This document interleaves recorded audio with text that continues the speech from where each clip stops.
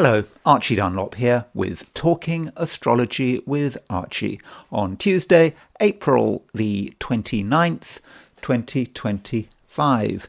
I am not a Vedic astrologer.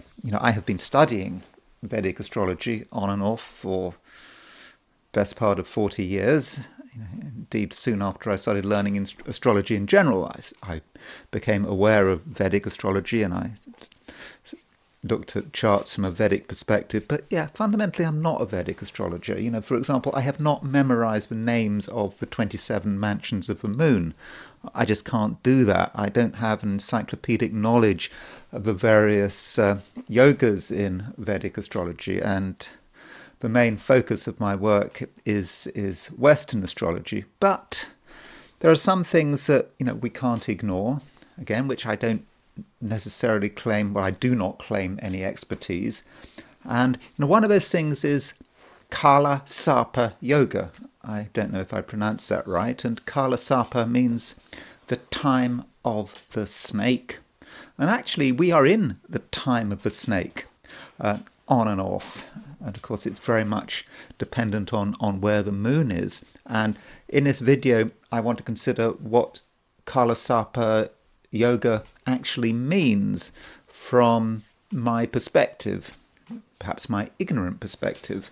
But if you look around the internet, there are tons of information about Kala Sarpa Yoga, and all of the varieties of Kala Sarpa Yoga, dependent on what sign your what house your North Node or your Rahu is.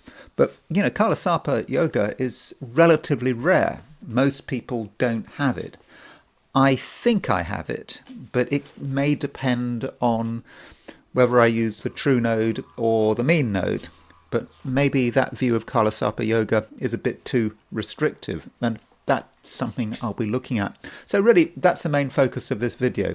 It is Kala Sarpa Yoga and why perhaps we need to take it seriously. And even if we don't have it in our chart, because at the moment we are in the time of the snake. But first of all, let's look at the astrology and the I Ching for today. And today being Tuesday, April the 29th. If you do enjoy this video, feel free to like it, and I'd be very happy to have you as a subscriber because it does make a difference to the channel. So let's look at what's going on today. So here is a chart for noon New York time, and the moon is in Gemini. So the moon has made its movement into Gemini. The moon moves into Gemini today, April the 29th at 7:34 a.m. London time. So if you're in Europe or Africa, then this morning moon moves into Gemini. You can regard most of the day as being a moon in Gemini kind of day. If you're in the Americas, then moon is going to be in Gemini pretty much all day. If you're in Australia or New Zealand, the moon won't move into Gemini until this evening. So it is a bit of a change. We have had the moon in Taurus, and that was on the back of a new moon. So we had a new moon over the weekend at 7 Taurus, and that new moon is now starting to diminish at least in its immediate impact, because now the sun and the moon are in different signs. And of course, when the sun and the moon are in different signs, that's when we can start to make use of a new lunar phase. When the sun and the moon are exactly conjunct, then the moon is under a lot of pressure because the moon is combust, but the moon has sort of escaped the sun's immediate influence, and now's the time to start beginning things. That's what the new moon is about. It's the waxing moon. We can start new projects. If there's something we've been putting on hold, then now is a good opportunity to start to get going with it. And The moon does make a few aspects.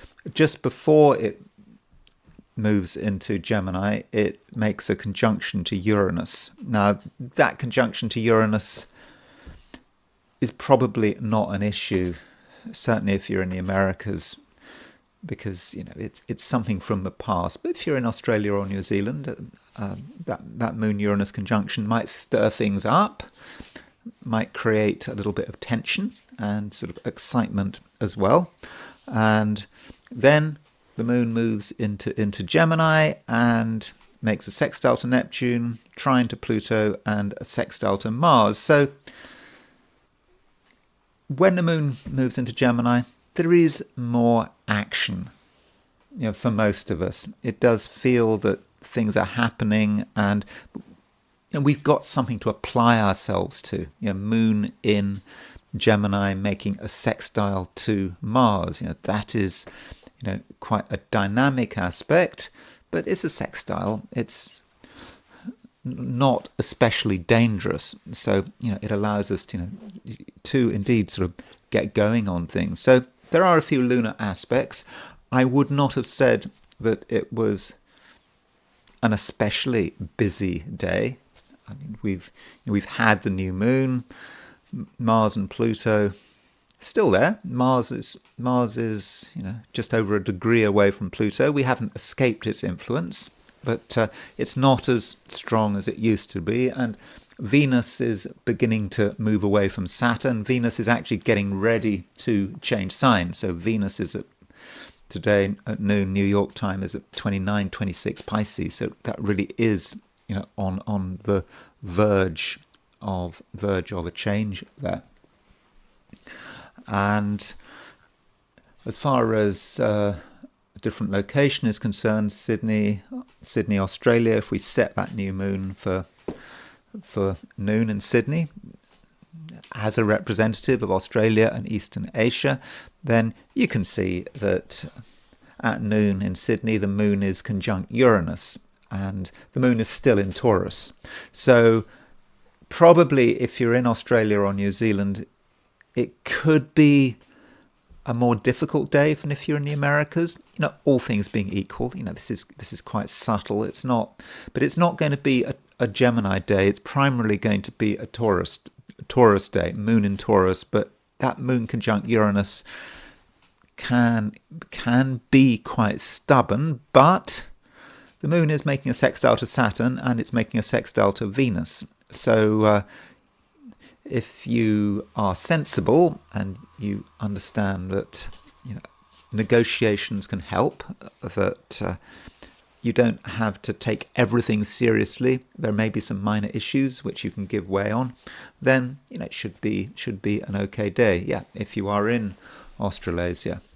And then there is the heliocentric picture. These are the positions of the planets from the view of the sun. We put the sun at the center of the solar system, and I'm not convinced that a huge amount is going on. Mercury is making a sextile to Saturn, and it's making a square to Chiron. So Mercury sextile Saturn, that could be about mental discipline, applying ourselves to something with our mind and not getting distracted. But how far can we take it? Mercury sextile Saturn is a nice organized aspect, but then Mercury makes a square to Chiron, and Mercury square Chiron means that there may be a limit to how structured and organized we can be. At a certain point, we might want to do things differently, and that starts with thinking things differently. Chiron can be a disruptive force. Mercury is about the mind, so we start to think about things in a different way, and we want to think about things in a way that might be different, and then we might want to talk about them. And when we talk about what we're thinking about, then we might get a reaction. So that's a heliocentric view. one other thing, the Earth is still making a sesquiquadrate to Saturn. And so your Mercury sextile Saturn, Earth sesquiquadrate Saturn, some of us might feel that we are being held back, but we want to do things differently at the same time. And the question is, are we going to be able to break free? Indeed, is it a good idea to break free? So now it's time to look at the 12 signs. So these are my forecasts for the 12 signs for today, which is Tuesday, April the 29th, 2025. Aries. Aries, you're feeling probably a little bit better. Things aren't so stressful, and you're starting to see opportunities that might not have been there, yesterday or the day before. You might have just felt a little bit trapped. And now, with the moon moving into Gemini, you are starting to see possibilities, and there are different things you can do, different places you can go to, and you don't have to feel tied to any one place, any one location, indeed any one mindset. And that's perhaps important. If you are tied to one mindset, thinking about one set of things for in an almost obsessive way, that's not really you, is it? And that can be particularly difficult if you're having to think about money. I mean, money can be a source of obsession, but with the moon moving out of Taurus into Gemini, I think that you're going to start to see new possibilities, and all the while your mind is really thinking about lots of different things. It's very difficult to stop your mind, and it might be the case, Aries, that in your own way you're quite inspired. You just have ideas. These ideas just come from nowhere. And this has been going on for some time. But I would have said it's perhaps getting stronger. And you have an idea, and then, what do you do with the idea? And you might want to talk about this idea. Now, if you had talked about ideas over the last couple of days, it might not have been particularly easy. You might not have felt that you were getting a sympathetic reception. But now things are changing. I think that now people really are prepared to listen to you. And as the day progresses, this ability to get attention and to get noticed and to impress people is going to get stronger. And that is because the moon is, making a sextile to Mars. And this Moon-Mars sextile just allows you to, say what's on your mind. It allows you to take risks, and you can say something fairly outrageous, and people won't be too bothered. Maybe they need someone like you around to stir things up. Things have perhaps got a little stuck, and that might have been to do with the new moon in Taurus. New moons in Taurus, sun and the moon in a fixed sign. It's very difficult to understand what's going on, outside a fixed set of views. But now there is a greater level of flexibility, and the moon is actually starting to make a conjunction to Jupiter. Now that conjunction to Jupiter is not exact until tomorrow, but you're starting to feel it, and that allows you to think about new possibilities, and it really does matter that you are optimistic and you are positive, and you are ready to explore possibilities. And that doesn't mean you necessarily always have to take action. Maybe it all starts with ideas, and just because you've got an idea doesn't mean that you immediately have to act on it.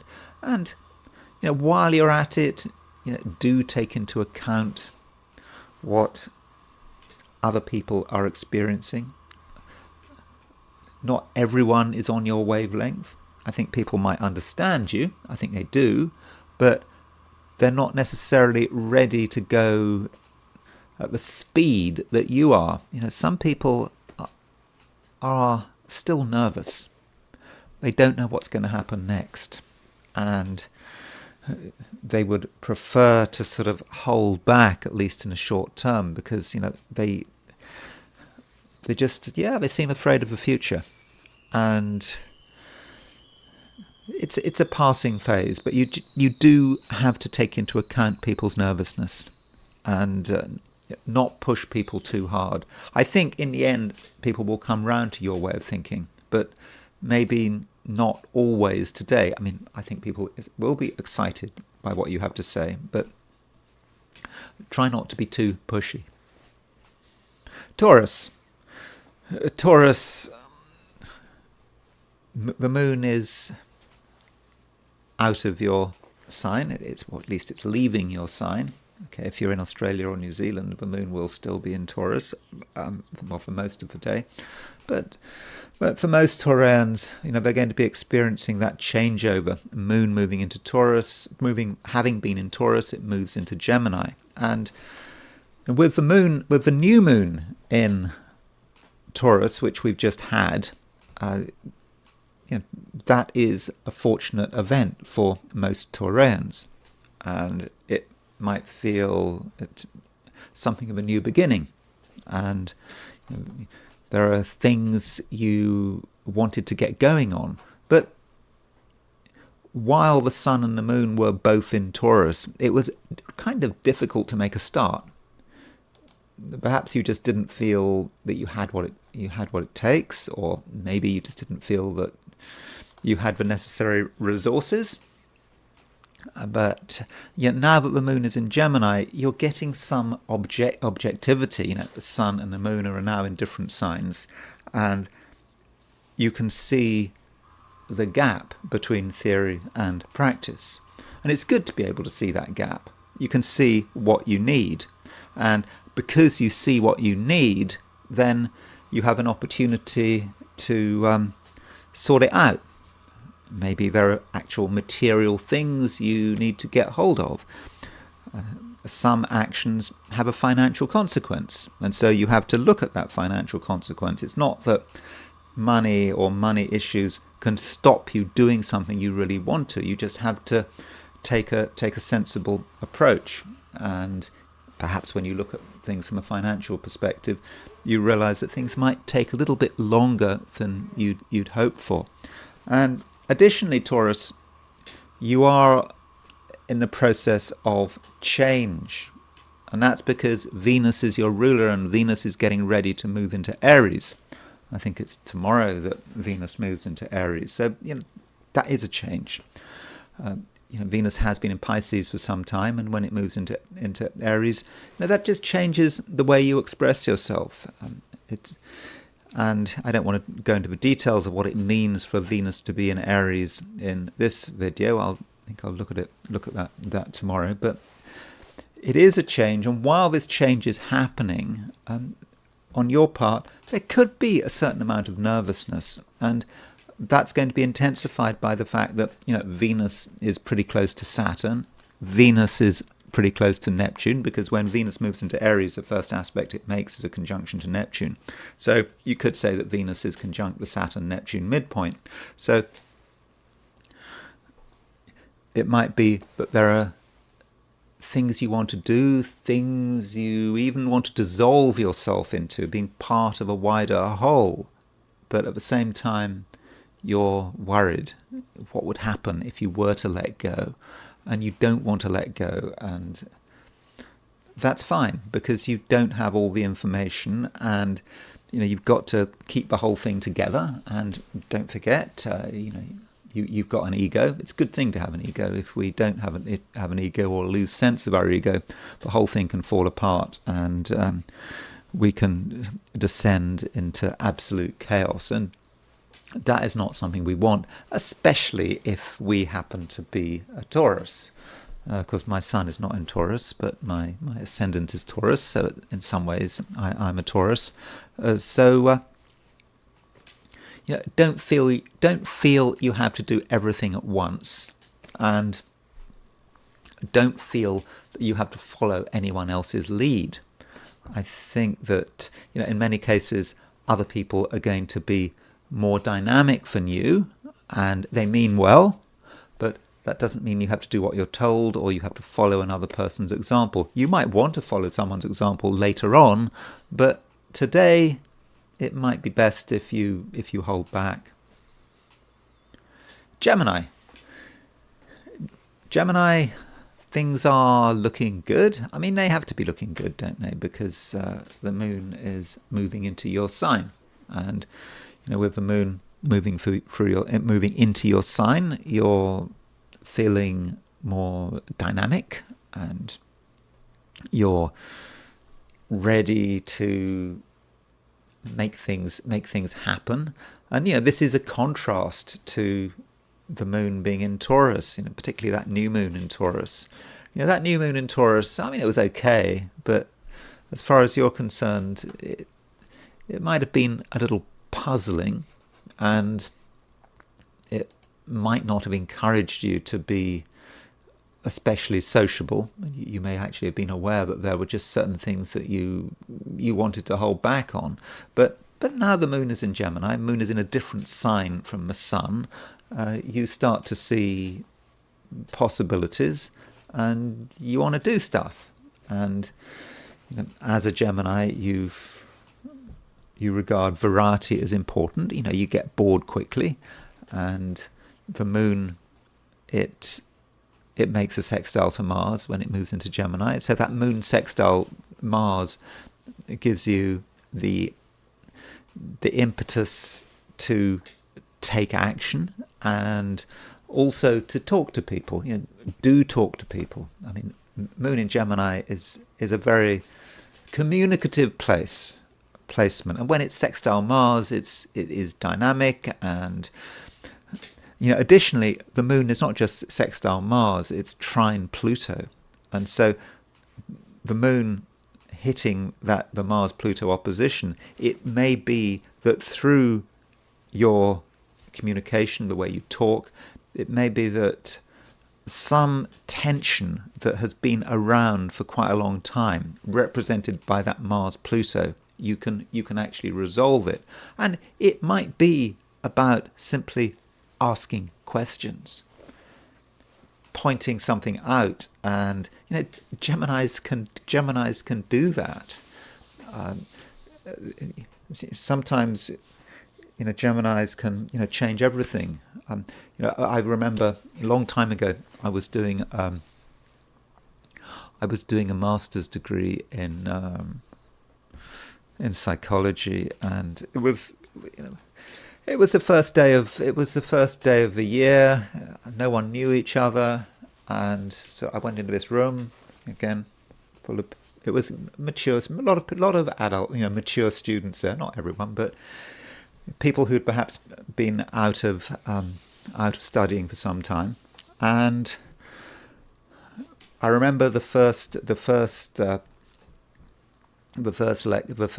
lecture, it was about statistics, because statistics is an important part of psychology. And the usual statistics lecturer, he had left, or he wasn't there, and so they had to bring in someone, I think, from the agriculture department, or someone who was an absolute expert on agriculture. Or I think that was right. And he stood there and he just put this equation on the board, and it was this huge equation, and everyone felt the same way. It was like everyone felt really stupid.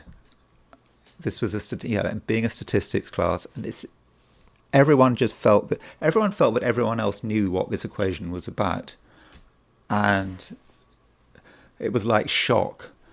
And I just said, I was being a Gemini, I just said, I don't understand that. What does it mean? I was the one who just pointed out that this was just completely over my head. And of course, I broke the ice. Of course, everyone realized that they weren't alone. And that can be how Gemini can work. And Gemini points something out that no one else wants to point out, and it can break the tension. And so, talking about tension, Mars, this Mars opposition Pluto, there has been a lot of tension around. And a lot of imaginings. People have been imagining that there are threats around, that there's a power struggle, regarding people as enemies, and regarding everything as being zero-sum, winners and losers.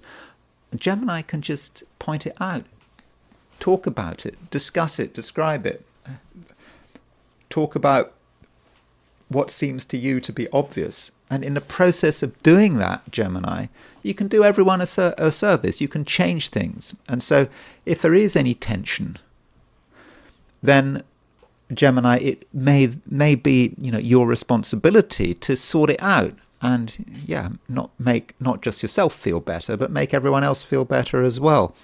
And additionally, at the moment, Gemini, you are actually very active. You have a lot of power and a lot of energy, and part of that is to do with the fact that the moon is sextile Mars. But having a lot of energy can be a good thing and it can be a bad thing, and it perhaps depends where you want to put that energy. So don't just throw your energy into things, just for the sake of it, because you're feeling nervous or tense and you've got to do something. You've got to decide where you're going to place it. And if you put your energy into the right areas, Gemini, then you can work wonders.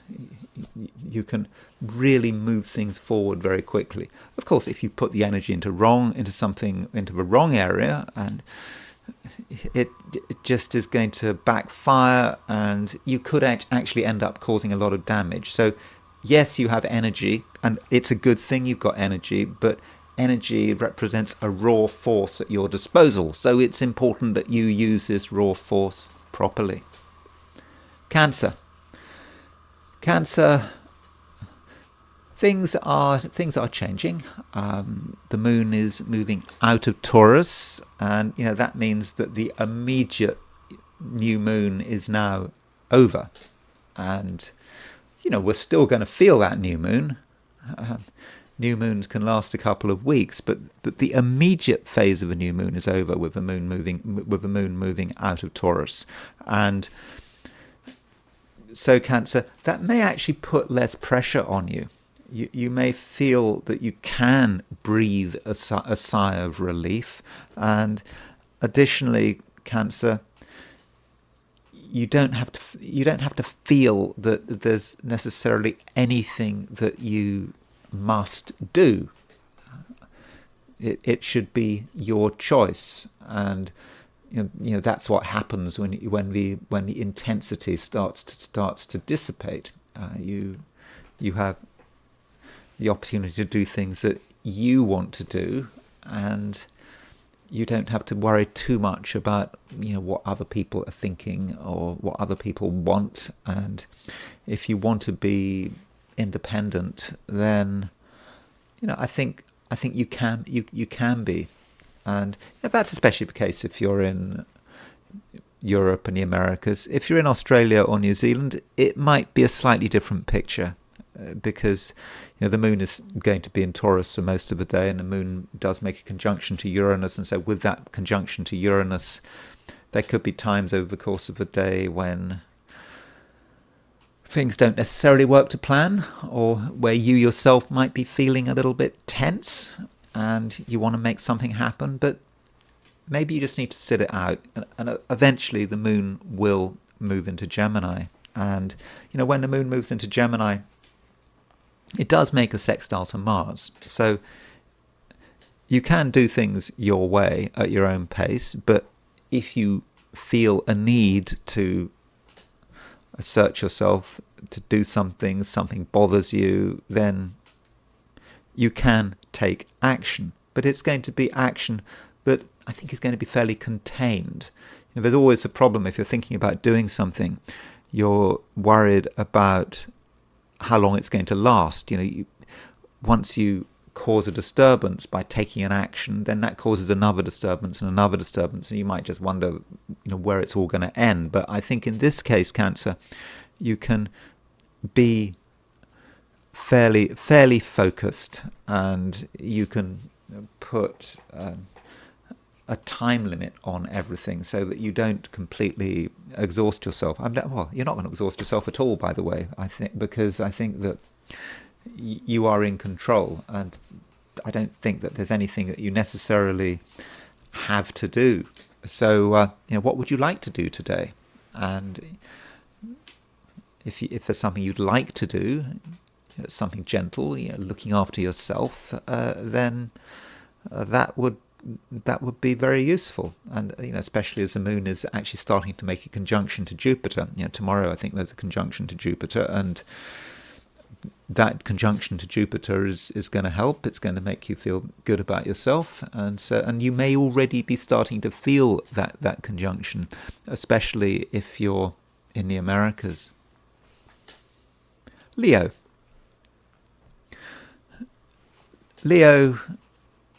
you are actually a force for good at the moment. You can feel good in yourself, and you can make other people feel better about themselves. So don't hide your light under a bushel. Absolutely not, because you can make things better, for everyone. And if you think that people are being too negative, you don't have to put up with that.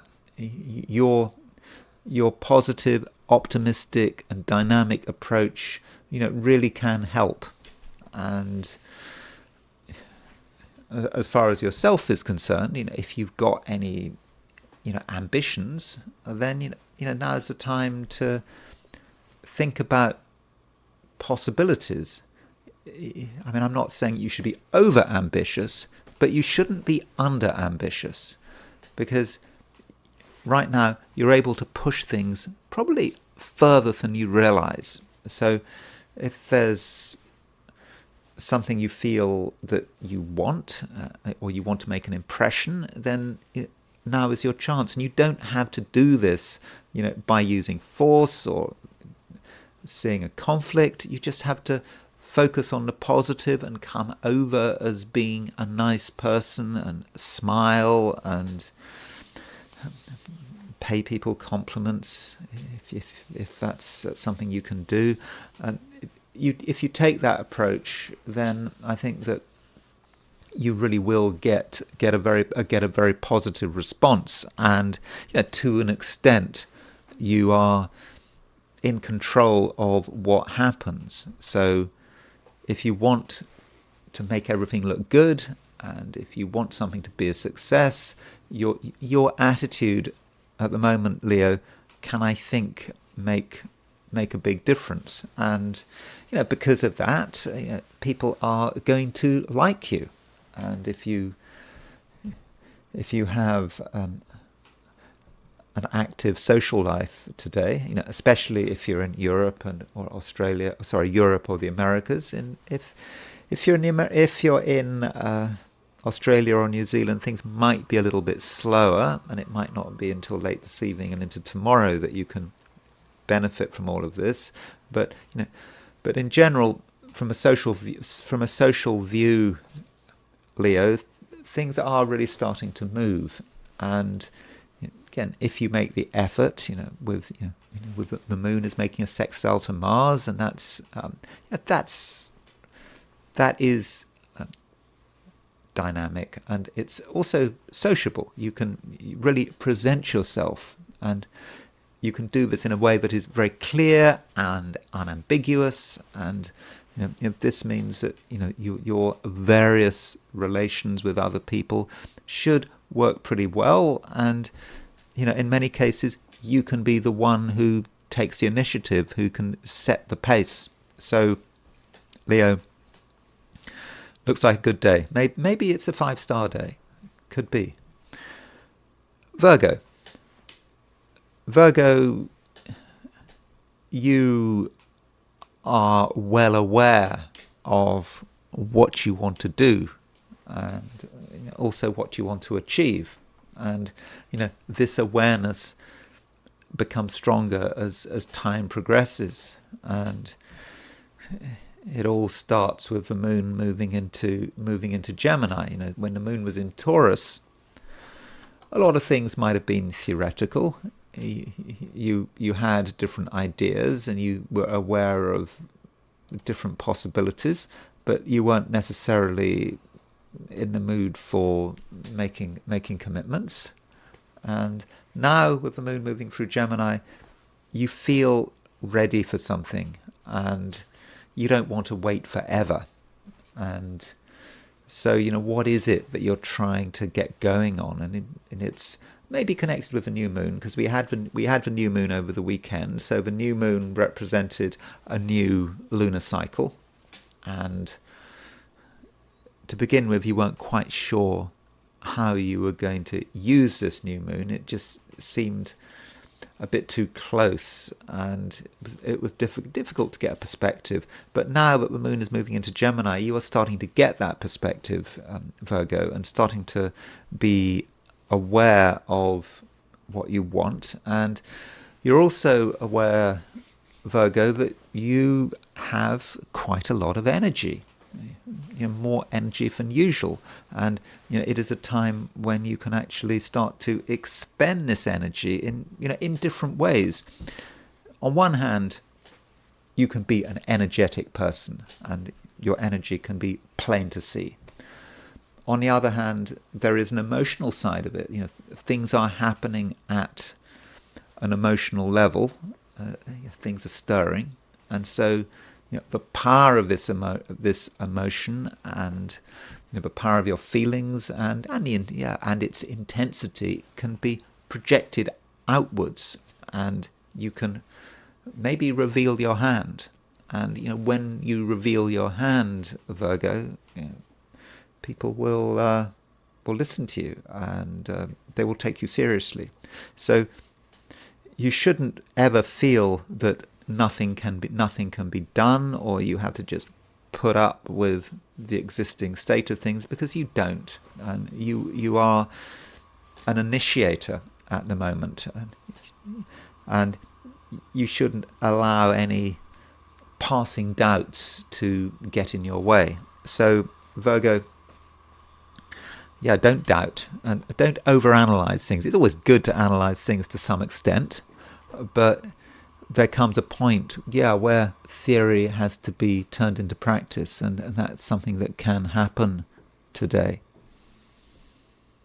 Libra, the moon is changing signs, and moon is moving into Gemini. So with the moon moving into Gemini, you may be starting to see a few more opportunities. And something may not have been entirely clear to you, perhaps because at some level you were making muddy waters even muddier through your attitude. But with the moon moving into Gemini, things are clearer. And what used to be a little bit worrying now represents a real possibility. But worries are still there. You're not entirely out of the woods, and part of that is because Venus, which is your ruler, is in the process of changing signs, and Venus is quite close to a conjunction of Saturn, and Venus is quite close to a conjunction of Neptune, and therefore we can say that Venus is kind of conjunct with Saturn, Neptune midpoint. So there are things that do bother you, and you're not absolutely sure whether particular actions are safe. But as I've said, with the moon moving into Gemini, some of your worries are beginning to lessen. And so if you can get a perspective, Libra, I really think that would be very helpful. And so getting height may be part of it. If you're too close to things, can you really understand what's going on? And if you've got some height and you see the big picture, then you can place yourself. And once you place yourself, then you'll know that things really aren't that bad, and that if you if you make the effort, then soon enough, there will be progress. So, what are those things that are still bothering you? Maybe you should really consider that. What are they? Try to verbalize them, and it may be that once you verbalize something, it's just not such a problem, and so that does give us the idea of progress. But do you have to do anything today? I don't think you do have to do anything today. And one reason for not doing anything today is because Venus is changing sign. I mean, Venus is on the verge of moving into Libra. You could say that it's neither one sign nor the other, although I am not a fan of cusps. I don't believe there's such a thing as a cusp. You're either on one sign, you're either on one side of a border, or you're on the other side of a border. You can't be halfway there, one thing or the other, at least not in terms of sign placement. There are two models of astrology. You can use the box model, or you can use a wave model, but when it comes to signs, you very much use the box model, and a sign change is instantaneous. So at the moment, Venus is still in Pisces, and it will be in Pisces for a little bit longer, but then it changes, and everything changes, and perhaps you're just getting ready for this change. The change is about to happen, and of course the last degree of the sign can sometimes be difficult. Unfortunate, I wouldn't have said necessarily unfortunate, but you don't want to make huge changes today because just before a new change is about to start. So perhaps you should just sort of prepare everything and just get ready for Venus to move into Aries. So when does Venus move into Aries? So in terms of time, so tomorrow Venus moves into Aries. It moves into Aries at 16 minutes past 6 in the evening, London time. That would be sort of around lunchtime if you're in the Americas. So it's very soon, and so just get ready for it, and just don't allow anything to worry you too much. And if you have been worrying about anything, I do think that these worries are starting to get not so bad. They are starting to reduce, but it would be a good idea if you were to think about what is bothering you, and maybe you can make some progress in convincing yourself that you might be just worrying about nothing. Scorpio,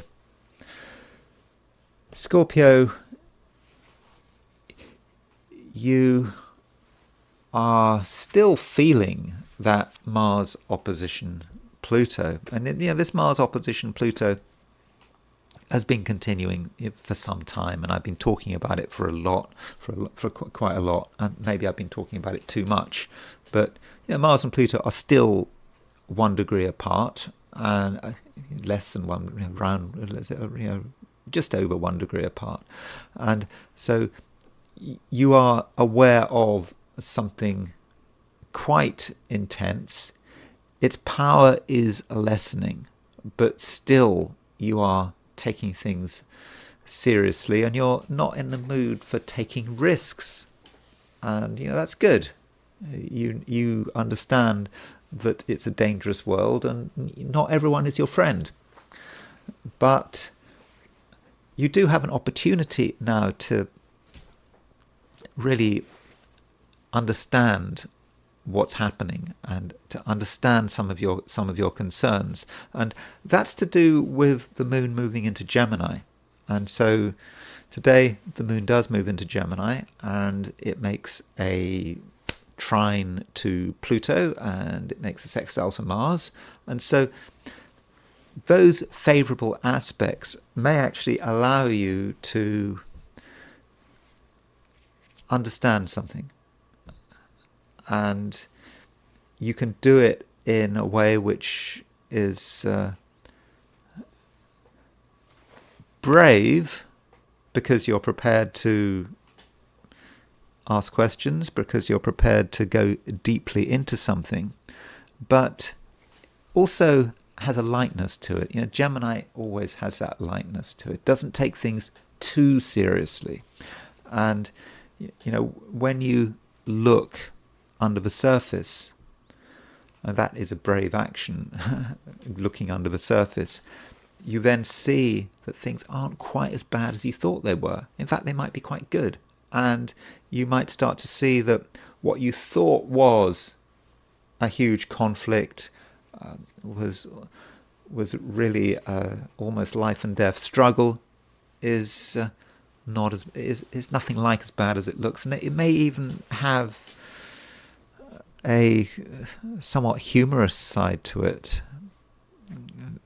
You may even want to laugh at your own worries from the past, when you see the real truth. Because I think one thing about Scorpios is they sometimes can take things too seriously. And maybe there are a couple of things you have been taking too seriously. And if you are ready to do a bit of exploration and look under the surface, then you might just see things are actually not as bad as they look, and it may just have been at some level you were exaggerating. And also, Scorpio, do align yourself to the future, and consider what the future, how you'd like the future to turn out. Especially now, because Scorpio, you do have a lot of ideas. I mean, you're full of ideas. Give yourself credit for these ideas. Don't be afraid of your own ideas. That can be a problem. You have an idea, it seems a radical idea, and you think that's absolutely the last thing you want to do. But ideas are there for a purpose. They didn't just happen. It's not just your unconscious just talking nonsense. The ideas you have are real, and some of your ideas could actually be liberating. A problem that has existed for a long time, but you'd taken it for granted. You'd seen it as just being part of the scenery, and you have an idea, and that idea may challenge a problem. And part of you may not actually want that problem to be challenged. If it has become part of a scenery, you've almost got used to it. It's become like an old friend. But at the moment, you have a chance to break through that and just see a real possibility. And as far as relationships are concerned,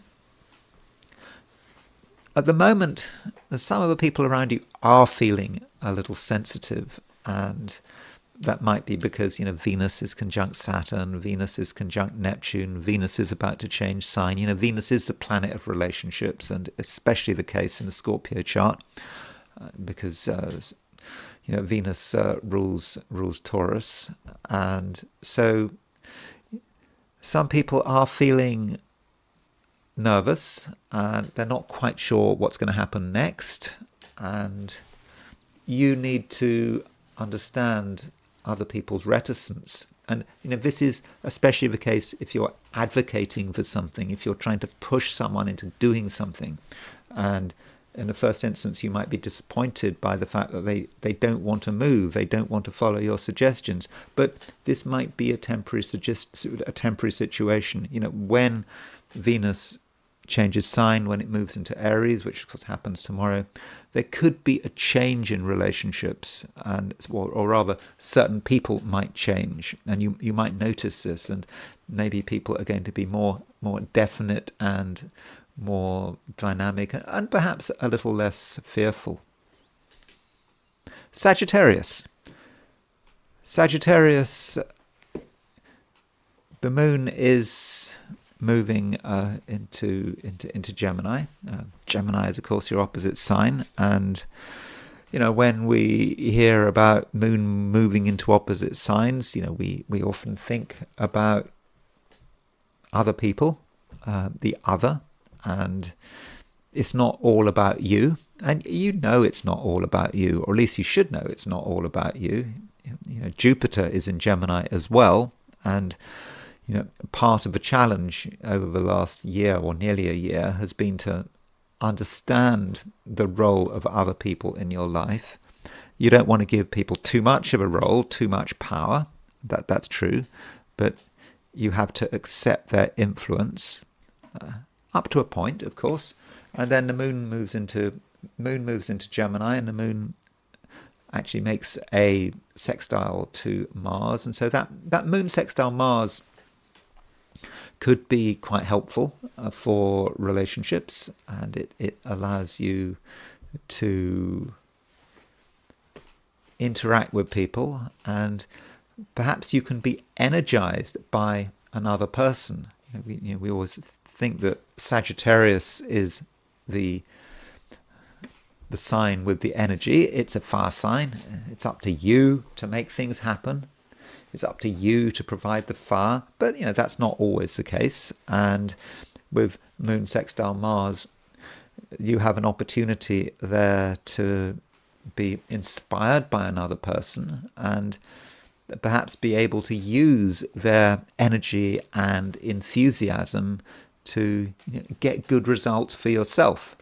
And it could also be the case that some people have too much energy, or at least they may appear to have too much energy, and it may be your job to somehow channel this energy. So if you've got people who are really active and they somehow are being too active, perhaps you should suggest that they do things. Maybe you should try to fill people's time. So if you tell someone to do something and you do it in a good spirit, and it's not about just throwing your weight around, it's just about making suggestions, then I think a lot of people might actually appreciate that direction.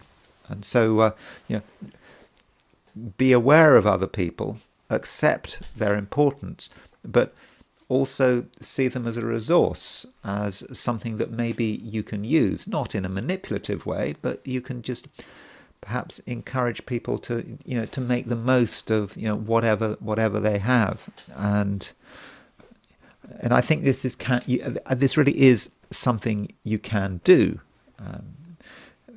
because you at the moment are actually quite powerful, and if there's something you actually want, and if you want to change another person's outlook, then you might be able to do that. And you can do it in a way that is quite subtle and low key. And so if you want to be a little bit manipulative, well, I think you can be, and you can just guide people in particular directions, and the things you say, well, I think sound quite convincing. So you have power today, and the key to your power and being able to maximize your power is just being aware of other people's presence and just trying to make some effort to understand what people want and what people are trying to achieve. And you can just change things around the edges, but change things enough so that you can have an impact. And you might find that in the end people start working in a way that works in your best interests. Capricorn, you may feel that you need to do things in a particular way. There are always many ways of doing something, infinite ways of doing things, but that doesn't mean that all methods are equally valid. They're not. And at the moment, Capricorn, you are actually quite specific. You want things done in one way, and probably at the moment you're right to be so focused on detail and to sort of even obsess about detail a little bit, because you have a vision about the way things should be, and at the moment you're actually very good at communicating this vision, and people will listen. And so given that situation, you might as well communicate everything, be very, very clear about how you want something done. And if you're writing anything down, or particularly if you're giving instructions or written instructions, then you can afford to be more detailed than usual. You might think you're being a little bit obsessive, but you might as well get it all out of the way. So if you're going to tell someone what to do or make a suggestion, just go all out and really be very clear. And you can be very clear, and your instructions will actually make good sense, because your ability to communicate at the moment is very good, and it has been good for quite a long time. And so that's positive. And additionally, Capricorn, do start thinking about where it would be best for you to use your resources, at least in the short term. And you probably don't have to be going anywhere to get what you want. There's pressure to go places, to meet people, to, for example, do important things away from home.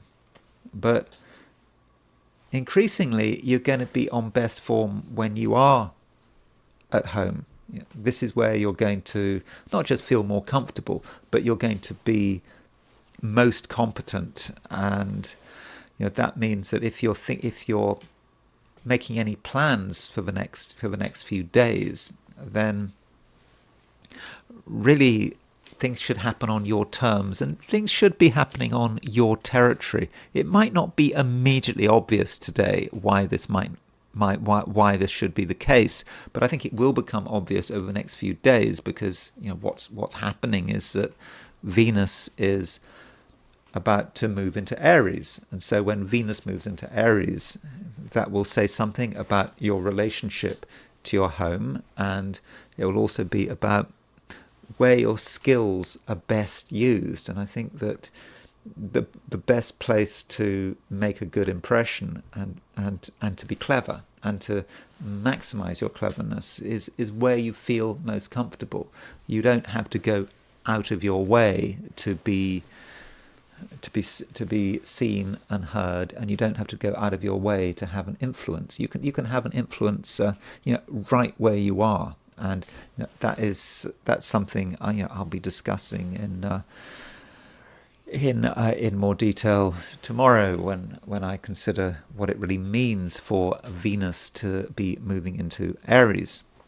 And additionally, we do have a sextile aspect between the Moon and Mars, and this Moon sextile Mars,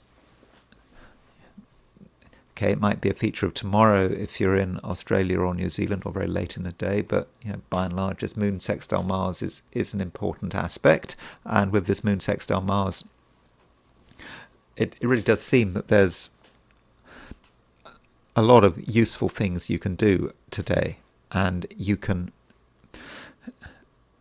really get into things in very serious detail. So detailed work at the moment for you, Capricorn, is something you're going to be able to do. And I think it's part of it is because you're going to be able to trust yourself to get it right. And that might be to do with your skill or your experience or your concentration. Maybe you'll be doing something where it's very easy to make a mistake, and if you make a mistake, you could cause a lot of damage. But get it right, and it's really good. And something can really happen there, and it can solve a lot of problems. And at the moment, it does seem that your ability to do complicated stuff without making mistakes and somehow knowing what's needed in order to avoid making mistakes is better than average. Now that's not to say that you should throw caution to the wind. If something really is dangerous, or you regard the consequences as just being unacceptable, then of course give it a pass. But your ability to do complicated things with a great sense of detail, I think is higher than average. So consider what it is that you're trying to work on, and I think you can do a good job. Aquarius, you can probably afford to be a little more outward going now. I mean, I think that over the last couple of days, you may have felt that you weren't fully able to take advantage of everything that was on offer, and this might have had something to do with the new moon. I think that this new moon that took place over the weekend may have really been quite grounding, and you were sort of thinking that you perhaps had to stay where you were. Even if you didn't stay where you were, this new moon might have sort of brought you down to earth and might have been something of an anchor. Now, that is probably something pretty fortunate, and you were reminded of your priorities. And now the moon is out of Taurus and into Gemini. And so with the moon in Gemini escaping from the new moon, or rather escaping from the sun, that does give you greater perspective, and you can start to see what is possible and some of the restrictions that might have been imposed upon you, or perhaps that you were imposing upon yourself, or that you were imposing upon yourself, are starting to disappear. And so with the moon moving into Gemini, sextile Mars, this is a time, Aquarius, when you can enjoy yourself, and you can have a feeling about who you are, and things that used to be an obstacle just may not be quite so bad anymore.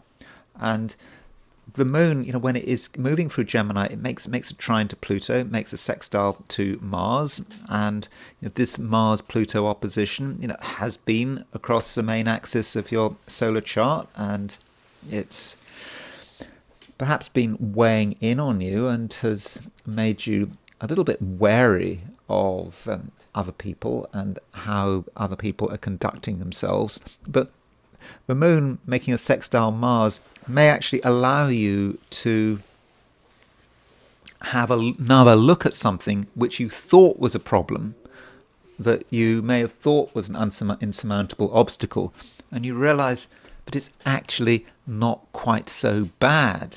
And moon sextile Mars may actually allow you to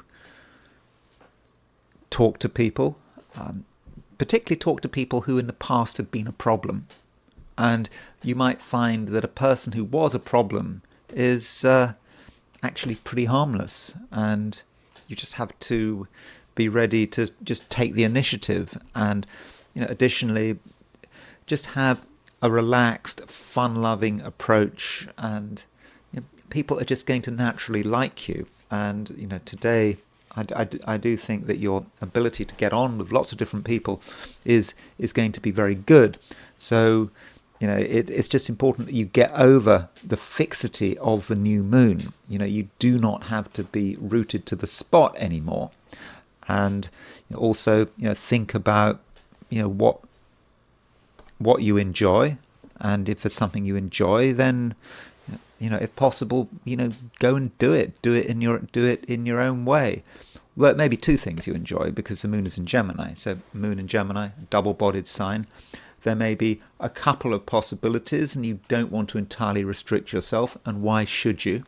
And that might contribute to you, having actually quite a good day. And going back to other people, don't underestimate them. Right now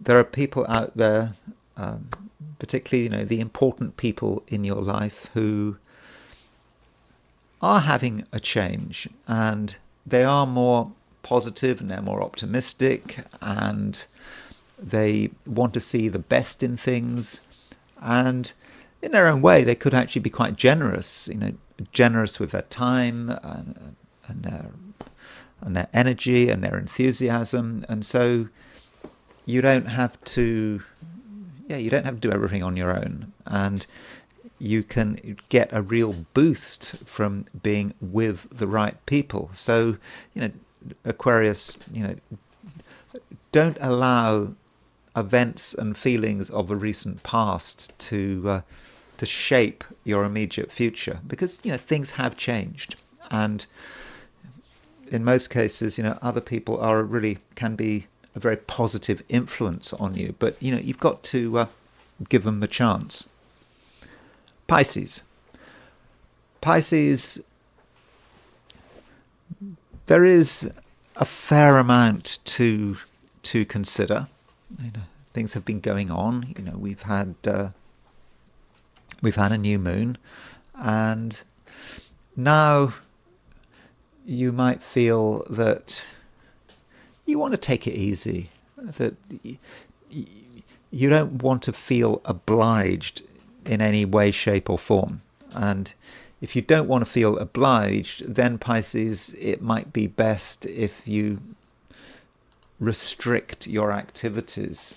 You don't feel that you need to go anywhere, and it's likely that the positive action, is actually taking place maybe at home or in places that you feel very comfortable in. If you go out of your way to do something, or you go on big journeys, it might all be rather unsatisfactory, and it could just be a waste of time, and you're not going to feel that you yourself are on best form. And that's what you've got to do. You've got to put yourself in places where you are on best form, and to be on best form, you have to be in places where you know the rules, you know how things work, and ideally it would be your territory.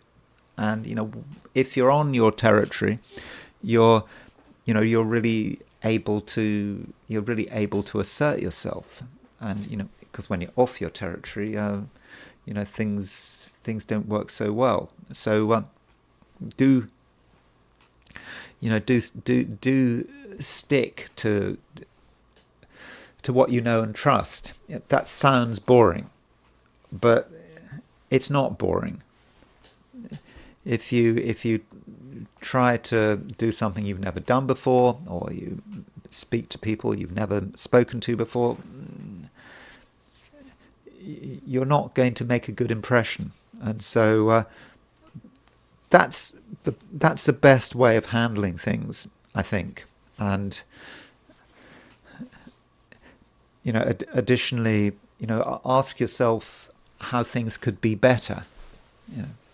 Things are okay, but what would make things better? And I'm thinking perhaps of your health, and your health and well-being. With that moon sextile Mars, it seems to me that there are things you can do in your own way. It could be putting energy into your diet, or it could be some form of exercise, provided it's appropriate exercise. Something you do that in its own way is quite vigorous, but it's vigorous in your way. It's not like anyone is telling you what to do. You're making the decisions, and you do that, and things feel good. And if something feels good, then you should persist with it. And that's the best way of handling today. And again, I don't want you to feel that that's a boring recipe. It's not a boring recipe. It's just making the most of who you are and the opportunities around you today. And it might be a similar picture tomorrow. But tomorrow could be more interesting, because tomorrow we have Venus moving out of Pisces. That's an important change. And additionally, we have a conjunction between the moon and Jupiter. Jupiter is your ruling planet. And all those two events are certainly going to have an impact on you. And when I talk about your horoscope for Wednesday, this is something I will be going into, hopefully in some detail. And those are my forecasts for the 12 signs, and it's now time to look at today from a different perspective, and that is the perspective of the I Ching. So I asked the question, what is Tuesday going to be like for those watching the I Ching section of this video? And the first hexagram I got was hexagram number 15, which is modesty. And this hexagram is, you could say, not particularly exciting, but it's not bad. It's good to be modest, isn't it? There's nothing what we have to show off about, and it's not a time for feeling we have to impress anyone. There is always pressure to impress in terms of what we say, what we wear, where we go to. We're told it's important. We're told that presentation is everything. But today, it's just important that we just be ourselves. And if we can be ourselves and not be modest for the sake of modest. I mean, one doesn't want to be excessively modest. And just deny that we've got any skills at all, deny that we've got any talents. I can't do this, I can't do that. That's not the way to do modesty. One's just got that would just be, in a way, quite arrogant. There's an arrogance about saying that one can't do anything, and we're in a way trying to draw attention to ourselves through our denials. So we can be quite clear about what we can do. It's not boasting. We're just stating facts. And we do have the bottom line moving, and with the bottom line moving, that represents the beginning of an action. And at first, things are not easy, but they're not insurmountably difficult. And if we're honest about what we can do and we're honest about what we can't do, then it seems that we will be successful, and we don't have to make claims. That's very important. We mustn't make claims. We mustn't claim that there are things we can do that we can't do. We also mustn't claim that there are things that we can't do, but which we actually can do. So we've got to be very realistic both ways about our abilities. But with a modest approach, but not being too modest, then it looks as if we're going to make solid progress. And then, because of this moving line, we move to a second hexagram, and we move to hexagram 36, darkening of the light. And you could say that hexagram 36 is a super modest hexagram, because darkening of the light is about not revealing who we are. And maybe there comes a point, and perhaps I'm contradicting myself a bit. I was suggesting that you shouldn't hide your abilities. If you can do something, you should be honest about it. But up to a point, it may be in the end, it may be necessary to downplay things, because it is darkening of the light. And one image of darkening of the light is an official, usual Chinese court stuff. He's the official. He absolutely knows what he's doing. He's the expert. But times have changed, and he's being ignored. And he has to accept that times have changed. And the ruler is not prepared to take advantage of his brilliance. And so darkening of your light, there's a time when we have to keep quiet. And maybe this is what darkening of the light is about. And it could be about the rise of inferior elements. I Ching likes to use that word, inferior. Inferior elements, inferior people are temporarily in a position of supremacy, and we just have to accept that, because if we were to be too boastful, we might attract jealousy and negative attention. So modesty actually runs through the day, and we have to work out how times are changing. Is this a time where we have to be modest but not too modest? We have to be honest about what we can do, or is there a time when we just have to keep quiet? And this might be how the darkening of the light eventually develops. And so it's a very brief I Ching. I don't think it's especially momentous, but if you can be modest but not too modest, I think it should be a good Tuesday. And now it's time to look at Kala Sarpa, the time of the snake. Sarpa is, of course, Sanskrit for a snake. It's cognate with the word serpent. I think it's sometimes called the time of the serpent.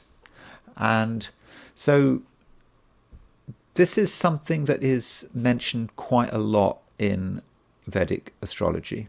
And it's one of those things in Vedic astrology that is seen with a certain amount of foreboding, perhaps. And it needn't be an especially big deal, but it is something quite rare. So, what does it actually mean to have Kala Sarpa Yoga?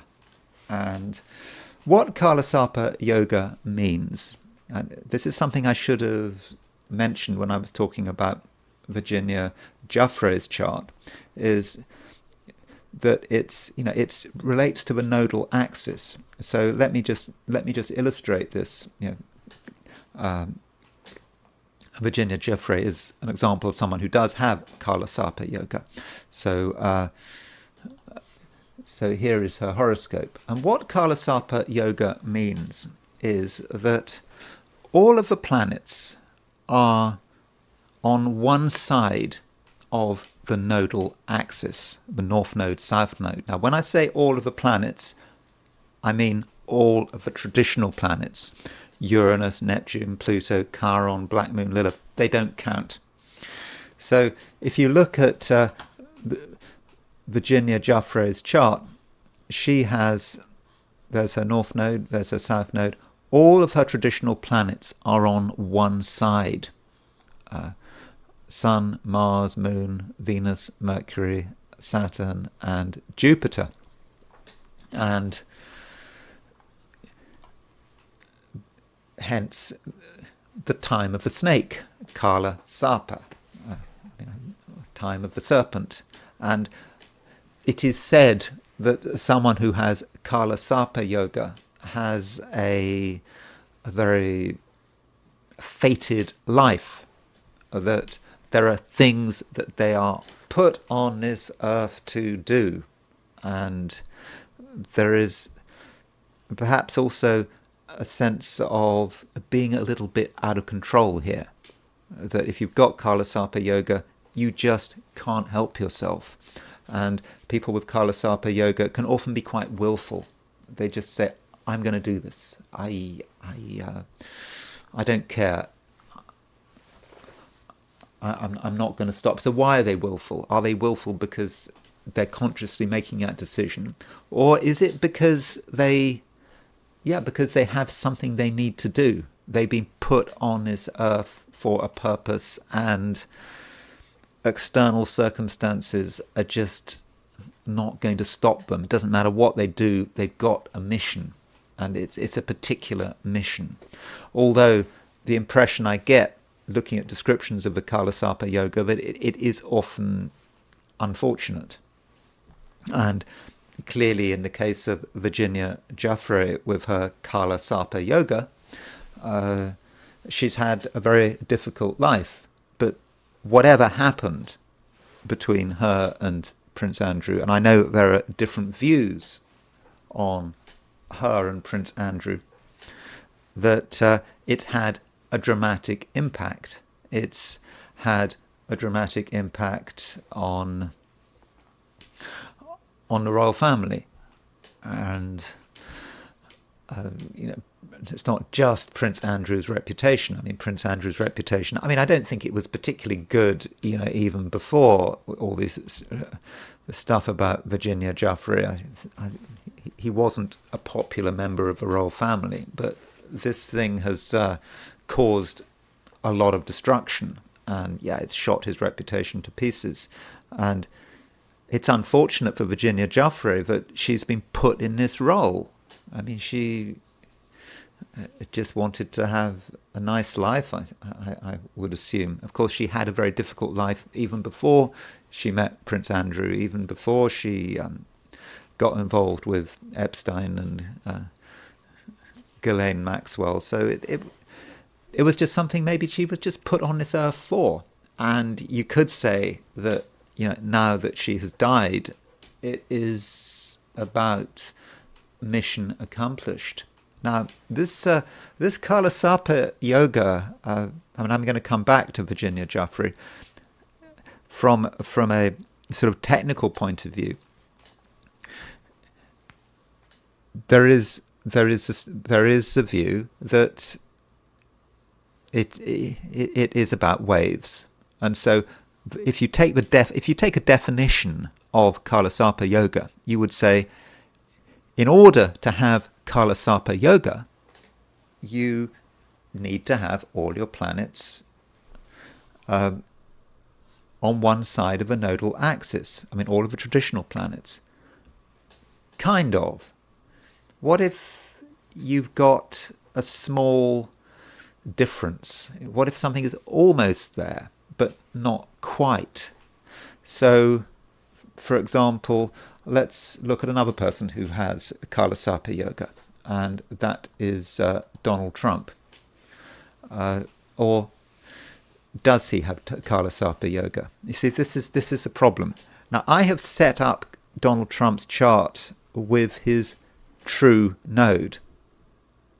Now, you can see that technically you could say Donald Trump does not have Kala Sarpa Yoga, because his moon is just on one side. It's just out, and it's so he doesn't have Kala Sarpa Yoga because the moon is on the wrong side of a nodal axis. So he's got all his planets on one side except for the moon. So you could say he doesn't have Kala Sarpa Yoga. Now let's look at another example to sort of kind of illustrate the Kala Sarpa Yoga problem. This is my chart, and I have Kala Sarpa Yoga, and it would seem that I have it just because you see my Saturn and my nodes. Saturn is just on the right side of the Kala Sarpa Yoga, so all my traditional planets are on this side. But you see, I've set that chart up with the true node. If I set up that chart with the mean node, I no longer have Kala Sarpa Yoga. Likewise with Donald Trump, I set up his chart with the true node. But if I set up his chart with the mean node, then he has Kala Sarpa Yoga. So how do we deal with this issue, and how should we perceive it? And I sort of looked around. Remember, I'm not an expert on Hindu astrology. I do find Hindu astrology interesting, but it's not my main approach to astrology. And if you look at charts, if you look at descriptions of Kala Sarpa Yoga and examples of people who have Kala Sarpa Yoga, one example of someone who is often given by in Vedic astrologers, at least in Vedic astrologer websites, is Nehru. So Nehru was the first Indian Prime Minister. He's a sort of hero of the Indian independence movement, and he's got Kala Sarpa Yoga, supposedly. But if you look at his chart technically, then you might say, well, hold on, he doesn't have Kala Sarpa Yoga because Jupiter is on the wrong side of his nodal axis. So how do we how do we think about this? What does that mean? And I'm thinking that Kala Sarpa Yoga is not something about actual angles, and I suspect it's about signs. And so if we look at Neru's chart, okay, that's a Western chart. If I just make a small change to Neru's chart and I make it a sidereal chart, I use the Vedic signs. Okay, so I've just made it I made it sidereal. So it may just be that it's this hemisphere. So yes, Jupiter might be on the wrong side of a nodal axis, but the point is it's in the same sign as the node, and so we've just got this empty half of the chart, and so that's how we should see perhaps Kala Sarpa Yoga in terms of what it means. And so that would mean that myself and Donald Trump, whether we use the true node or the mean node, it doesn't matter. We have Kala Sarpa Yoga, and so to consider a few examples of people who have Kala Sarpa Yoga. One example is. And I'm coming back to Virginia Giuffre, by the way. I haven't finished on that. But so Abraham Lincoln. So Abraham Lincoln was an Aquarius, and he indeed has Kala Sarpa Yoga, or he does have Kala Sarpa Yoga because, from a Vedic view, I mean, it seems that Mars is on the wrong side of the nodal line, but when we actually use the Vedic signs, we can see that his North Node and his Mars, they're in the same sign, and we've still got this empty part of the chart, those empty signs on the other side of the nodal axis. So that is why you might regard Abraham Lincoln as having Kala Sarpa Yoga, even if technically Mars is on the wrong side of his nodal axis.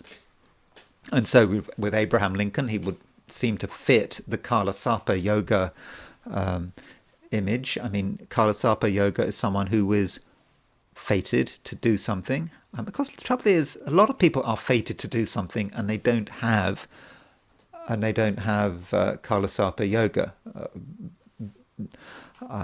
So that's one of the issues with astrology. There are different kinds of fate, and so he was born to bring about the freedom of the slave. I mean, someone was going to do it. The slaves, the slavery in the South was going to be abolished at some stage, and it had to be someone, and so it was Abraham Lincoln. And so Abraham Lincoln, that was his unique destiny. And with the Kala Sarpa Yoga, of course, the time of the snake, and there is something fated about it. And in the end, he was assassinated. So that does seem to be a very Kala Sarpa Yoga kind of life. And he's not the only president who. Well, we've had Lincoln and Trump. I'm sure that Trump would like to hear that him and Lincoln both had Kala Sarpa Yoga, and there are other presidents. Ronald Reagan had Kala Sarpa Yoga. You see, there's Ronald Reagan's chart, and again, Jupiter and the moon might appear to be on the wrong side of the nodal axis, but the point is they're in the same signs, and we've still got we've got these empty 5 signs on between the nodes, and that allows us to say, oh yeah, it is Kala Sarpa Yoga. So Ronald Reagan is not quite in the league of Lincoln, but he was fated to be president. He had there was an assassination attempt. He certainly had a huge impact on the U.S. You might say that him as president and his attitude to the Soviet Union, he played a role in the fall of the Soviet Union. I mean, I don't think he did, but unlike other presidents, he actively tried to bring the Soviet Union down. By intervening in the Afghan war, which of course created a complete terrorist disaster. I don't know if it was such a good idea for the United States to be so involved with the creation of Al Qaeda. But that's a very Kala Sarpa thing to do, and the Iran-Contra scandal, and but still, he helped bring down the Soviet Union. He did deals with the Saudis to kind of force the oil price down. I mean, that's what brought the Soviet Union down fundamentally, was a fall in commodity prices in the 1980s. And certainly Reagan deliberately tried to weaken the Soviet Union. And in the end, you could say his actions certainly contributed to the fall of the Soviet Union. And so another president who I wouldn't have said is that dramatic, and that is George Bush Jr. So George Bush Jr. was born in when was he born? July 1946, and so George Bush Jr. He was born pretty close to Donald Trump, and here is his chart. And George Bush Jr. very much had Kala Sarpa Yoga, and that Kala Sarpa Yoga for someone standing to be president may actually be quite a good thing to have, a useful thing to have. I mean, I think when George Bush Jr. first declared his candidacy, it seemed absurd. He just did not seem like presidential material, but he became president, and he may have only just become president, but that whole fatedness of the Kala Sarpa Yoga and the drama in November 2000 with the hanging chads and how Bush didn't get the popular vote, but somehow he became president because he was fated to, because he had Kala Sarpa Yoga. And talking about the UK, Nigel Farage, you could say that he has Kala Sarpa Yoga. So Nigel Farage is head of the Reform Party. Here's his chart. You can see that, his moon is, you could say, on the wrong side of the nodal axis. But again, with Nigel Farage, his moon is in Sagittarius. His moon is in Vedic astrology. His moon is in Capricorn, and so let me get it right. In Vedic astrology, his moon remains in Sagittarius. His south node is in Sagittarius. His north node is in Gemini in Vedic astrology. So again, you've still got those empty signs. So you can class Nigel Farage as having Kala Sarpa Yoga, and maybe there is something very fated about Nigel Farage. He's someone who's had a lot of sort of accidents and mishaps. I mean, there was an election where he had a plane crash, and he somehow managed to survive this plane crash, and things happened to Nigel Farage, but he has got something fated about him. His role in the UK, his certainly role was, for whatever reason, Britain leaving the European Union and Brexit, without Nigel Farage, that would not have happened. And now, in terms of British politics, we have Nigel Farage on the scene, a man with Kala Sarpa Yoga. And so this is someone who is there for a reason, someone who, whatever you think of Nigel Farage, even if you can't stand him, he's there for a reason. He's got a historic role to play, and it's not about what he wants. Just circumstances are, pushing him forward. Now, going back to Virginia Giuffre's chart. So Virginia Giuffre, she has Kala Sarpa Yoga, and in fact, I can show you Virginia Giuffre's horoscope from a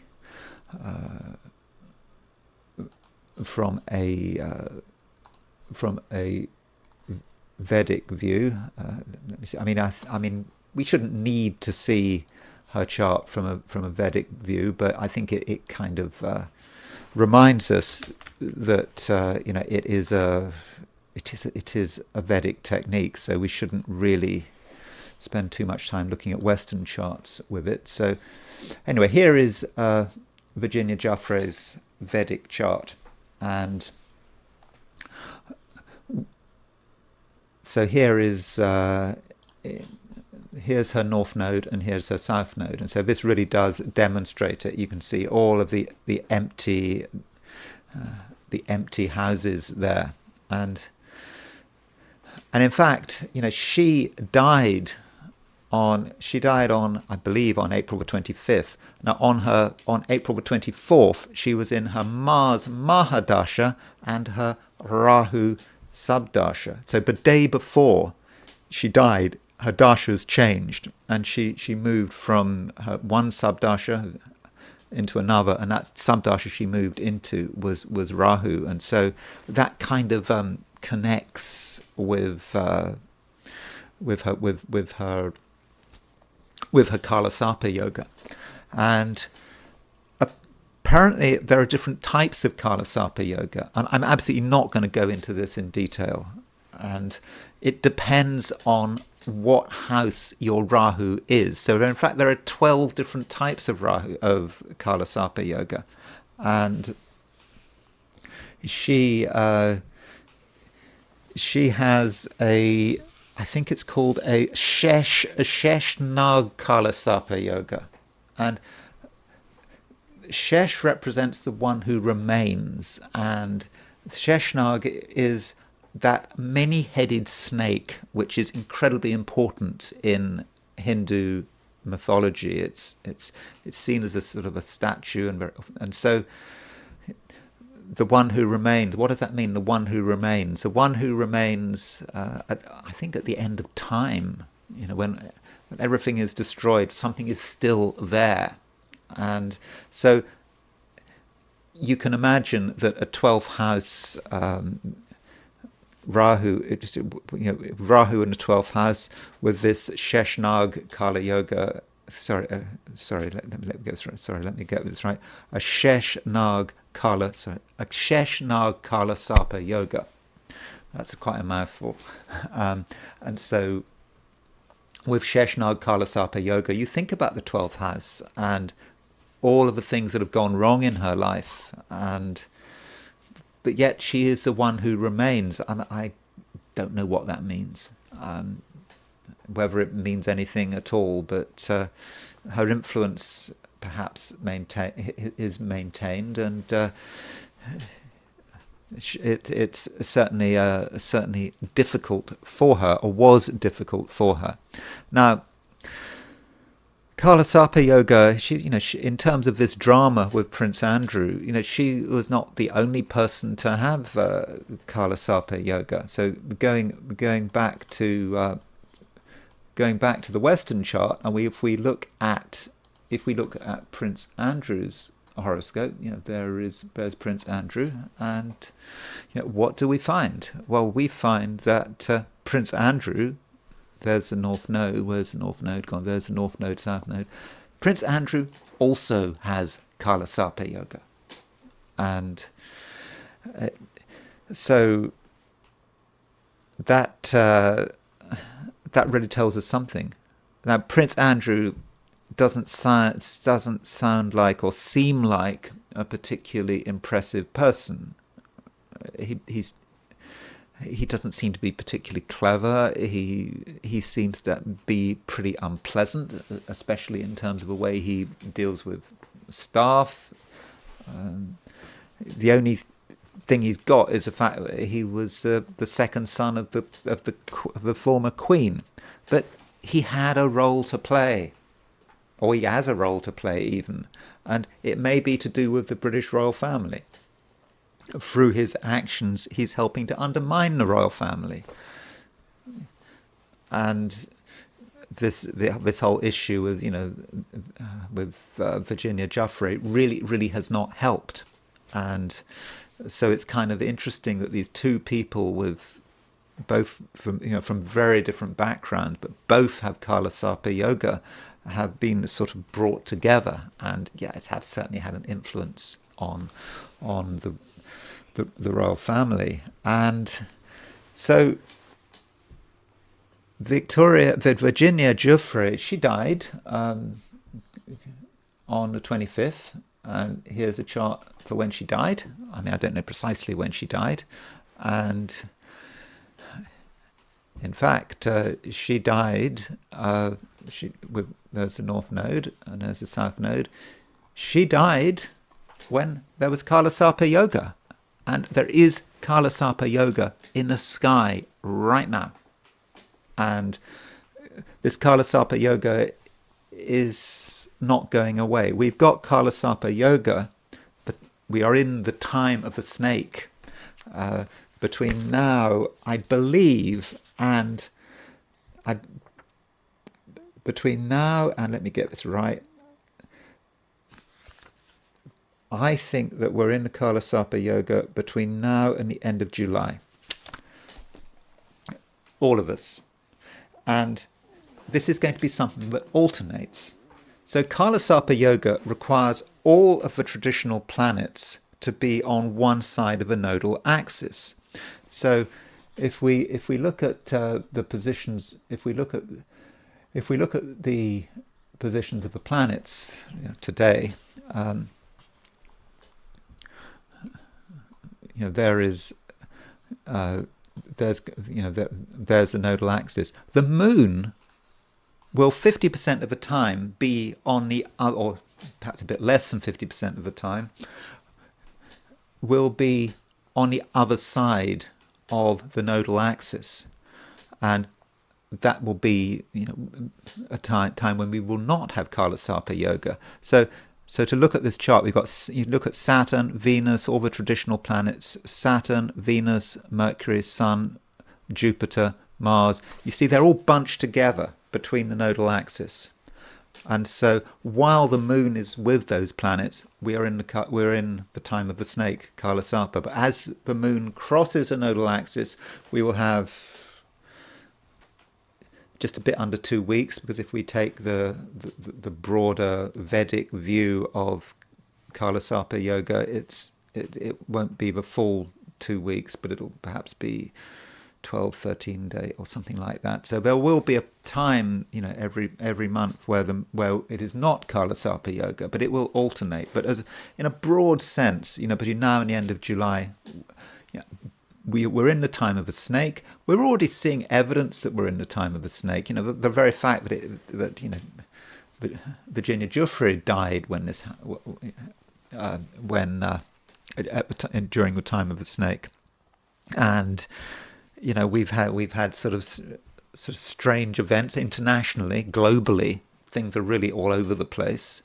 Whether it's the India-Pakistan potential conflict, Ukraine, Gaza, and things can go wrong. And so this might suggest that the time between now and the end of July it could be difficult, and things could just happen. So those are a few thoughts about Kala Sarpa Yoga. I must emphasize, I'm not an expert on Vedic astrology. There are people out there who know far more about Vedic astrology and far more about Kala Sarpa Yoga than me, but I thought I would nonetheless do a video about it. So thank you very much for watching this video. If you did enjoy this video, I'd be very grateful if you were to like it. If you're not subscribed, I'd be super grateful if you were to subscribe.